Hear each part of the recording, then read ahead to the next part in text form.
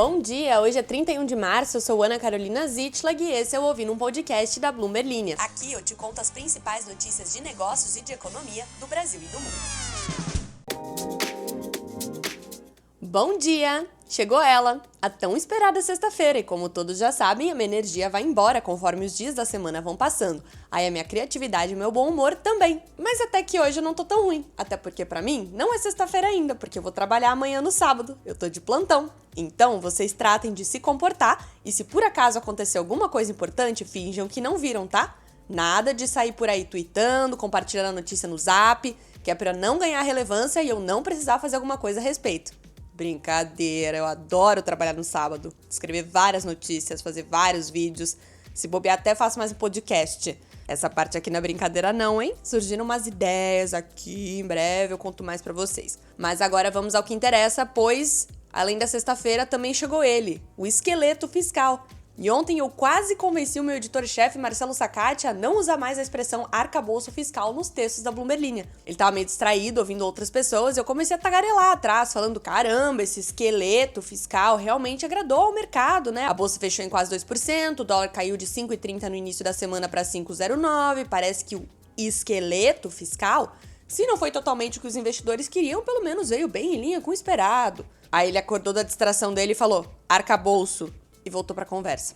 Enfim, o esqueleto, tá? Realmente é um esqueleto fiscal, não é o texto inteiro, porque o ministro da Fazenda, Fernando Haddad, fez só uma apresentação, como os jovens chamam um sneak peek, uma bisoiadinha no teor do projeto que vai substituir o teto de gastos e que ainda precisa ser votado pela Câmara. Resumindo os pontos mais importantes, segundo o Ministério da Fazenda, a meta é equilibrar a arrecadação e os gastos, zerando esse balanço em 2024 e registrando o superávit a partir de 2025. Superávit é quando a gente arrecada mais do que a gente gasta. A nova medida vai permitir gastos em áreas prioritárias, como saúde e educação, a ampliação de investimentos públicos, como em projetos do Minha Casa Minha Vida, e o controle da dívida. O documento prevê crescimento máximo de gastos de até 70% do crescimento da arrecadação. Ou seja, se a arrecadação tiver um aumento de 100 dinheiros, os gastos podem ter um aumento de, no máximo, 70 dinheiros. Faz sentido, né? E ainda tem um segundo limite de aumento de despesa, que é uma taxa entre 0,6% e 2,5% na comparação com o ano anterior. Ou seja, se em 2023 a gente gastar realmente esses 70 dinheiros do exemplo anterior, em 2024 a gente só pode gastar até 2,5% a mais do que isso. Esse texto ainda vai ser aprovado pelo Congresso para substituir a regra do teto fiscal que está em vigor desde 2017. E agora, para provar, além da festa da Bolsa aí, que o mercado curtiu essas medidas, segue um áudio me enviado pelo Zap pelo Matheus Spies, que é analista da Empiricus Research. Conforme prometido, Fernando Haddad apresentou antes de abril a regra fiscal. Sabíamos que ia ser uma regra fiscal mais flexível que o teto de gastos, tem que incorporar o que o ministro chamou das melhores facetas da Lei de Responsabilidade Fiscal e do teto de gastos, com mecanismos de ajustes, caso necessário. É uma regra fiscal que agrada em um primeiro momento. Aliás, a formação de expectativas para essa regra fiscal vinha agradando o mercado há algum tempo. Não mudou a tendência, pelo menos por enquanto, ainda não temos o texto formal da regra, mas os mecanismos, de maneira geral, agradaram o mercado, porque pelo menos agora tem alguma coisa para se trabalhar. A materialidade faz diferença.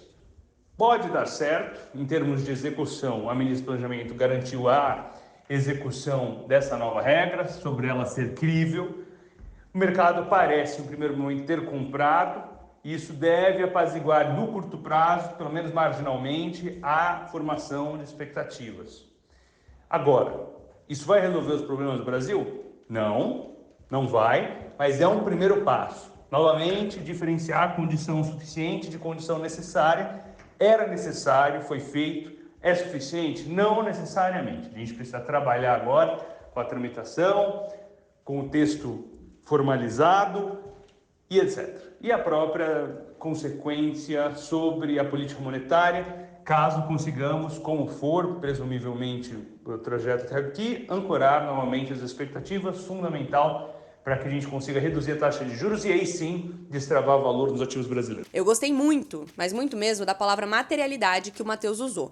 Até porque uma das grandes máximas do mercado financeiro é o sobe no boato, cai no fato, ou cai no fato e sobe... Não, cai Cai no boato, sobe no fato. Nesse caso, toda dúvida que rondava em torno do que estaria contido no texto foi um dos motivos para que o índice Bovespa esteja com uma queda acumulada de 13% no ano. Claro que tem outras coisas no radar, como o caos do sistema financeiro, a questão da Americanas e todos esses chazinho com bolo aí que a gente acompanha nos últimos meses. Só que a incerteza em relação a como o governo Lula III lidaria com as despesas públicas, considerando que é uma administração que tende a ser mais proativa em termos de gastos sociais, era um ponto que estava deixando as pessoas que mexem com o nosso dinheirinho mais conservadoras em relação a como investir. Mas vocês também ouviram o Matheus, né? Apesar do agrado, ainda tem dúvidas, não é como se o plano fosse o sonho dos investidores. Vamos escutar o restante do áudio. Agora, isso vai resolver os problemas do Brasil? Não vai, mas é um primeiro passo. Novamente, diferenciar a condição suficiente de condição necessária. Era necessário, foi feito. É suficiente? Não necessariamente. A gente precisa trabalhar agora com a tramitação, com o texto formalizado e a própria consequência sobre a política monetária, caso consigamos, como for, presumivelmente, o trajeto até aqui, ancorar novamente as expectativas, fundamental para que a gente consiga reduzir a taxa de juros e aí sim destravar o valor dos ativos brasileiros. Pois bem, vamos ficar de olho nos próximos passos em relação ao esqueleto arcabouço fiscal. Os grupos Alibaba e JD iniciaram os preparativos para as maiores ofertas em bolsa na China deste ano, dando um impulso essencial a uma cambaleante indústria tecnológica. A Cainiao Network, braço logístico do Alibaba, atualmente avaliado em 20 bilhões de dólares, já começou as discussões com os bancos para uma potencial oferta pública de ações, ou IPO na sigla em inglês, que poderia ser a primeira de várias listagens das subsidiárias do gigante do comércio eletrônico, que, tal qual o Voldemort, quer se dividir em várias partes para garantir a sua sobrevivência. Tendo em vista que o governo de Pequim tem pressionado há tempos para que essas gigantes da tecnologia diminuam de tamanho de influência. Enquanto isso, duas subsidiárias da JD registraram pela primeira vez em Hong Kong um pedido de venda de ações. Estima-se que essas 3 listagens em conjunto poderiam levantar cerca de 5 bilhões de dólares, segundo fontes consultadas pela Bloomberg. O anúncio do Alibaba coincidiu com o regresso à China do seu cofundador bilionário Jack Ma, mais uma vez tal qual Voldemort, que ficou o tempo sumido sem que ninguém soubesse onde ele estava. No caso do Jack Ma, parece que ele estava em Tóquio mesmo. Ainda assim, muitos empresários e executivos de tecnologia, traumatizados por quase 2 anos de incessante escrutínio do governo de Pequim, continuam desconfiados das intenções do governo, dado a marcação do presidente Xi Jinping em relação às poderosas empresas privadas. E não há garantia de que a cisão e a pulverização realmente impulsionem as empresas a longo prazo. Se você achou a minha comparação com o Voldemort legal, vá dar audiência ao nosso TikTok, outra plataforma chinesa, e que aparentemente passou a nos odiar agora, já que os nossos vídeos chegavam a 3 milhões de visualizações antes e não estão entregando absolutamente nada, mesmo ainda sendo muito engraçados, modéstia à parte. Agradeço desde já a sua audiência, o user é Bloomberlinia Brasil. Agora uma coisa boa para sua saúde, mas péssima para muitas economias. O açúcar está ficando mais caro. Os preços do açúcar refinado subiram para o nível mais alto em mais de uma década essa semana e devem dar um salto de cerca de 11% em março, o maior ganho mensal desde 2021.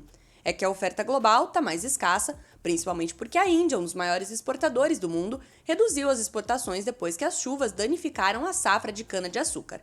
Além disso, o país tem destinado mais cana para a produção de biocombustível. As exportações de lá devem cair quase pela metade, para 6 milhões de toneladas no ano, que termina em setembro, frente a cerca de 11 milhões de toneladas no ano anterior. Esse cenário encolheria a oferta em um mercado que já aponta escassez no ano que vem. Se o país exportar menos açúcar do que o esperado na próxima safra, os preços vão ter que subir para extrair açúcar de qualquer outra parte do mundo, incluindo do Brasil.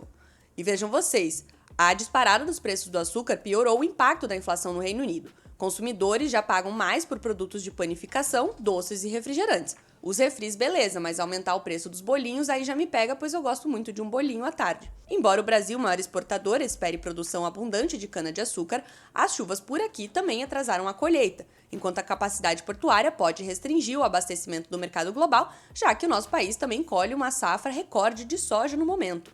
E a produção da Tailândia, outro grande exportador, também deve ficar abaixo das previsões este ano.